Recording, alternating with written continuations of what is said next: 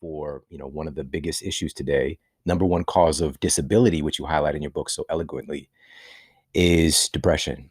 So can you talk about the real state of affairs with depression and our kind of modern treatment for depression? How is it actually working out right now?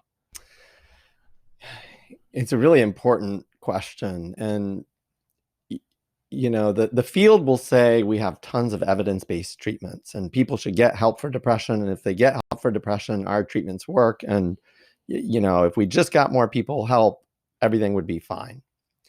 And the reality is we've got dozens of different antidepressants. We have tons of different psychotherapies, psychodynamic and cognitive behavioral and all sorts of things. We've got ketamine injections. We've got electroconvulsive therapy. We've got transcranial magnetic stimulation and other things. So with all that treatment, you'd think we would be doing a pretty good job. But as you mentioned, depression is now the leading cause of disability on the planet, above all other medical diagnoses. And it's not because people aren't getting treatment, it's because our treatments fail to work for far too many people.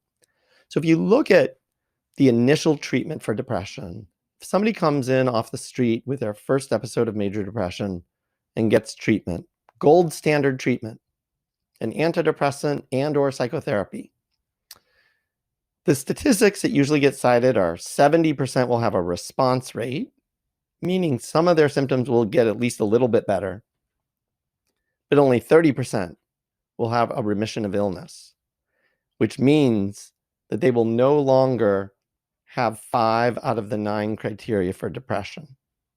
It means they will have 4 or fewer of the symptoms of depression. So put another way, if you come in for treatment for depression and get gold standard treatment, there's a 70% chance after 6 months that you're still going to have depression. The whole thing. You're going to meet full criteria for depression. And even more people than that 70% are still going to have some lingering symptoms of depression. When researchers followed people with depression for 12 years and looked like what happens to them long term, like how many of them are really getting better and staying better,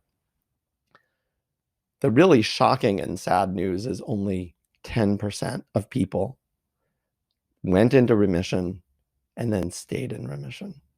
That means 90% of people who get treatment for depression, the depression keeps coming and going, it doesn't go away, and they still have symptoms. And on average, people in that study had serious symptoms of depression more than half the time.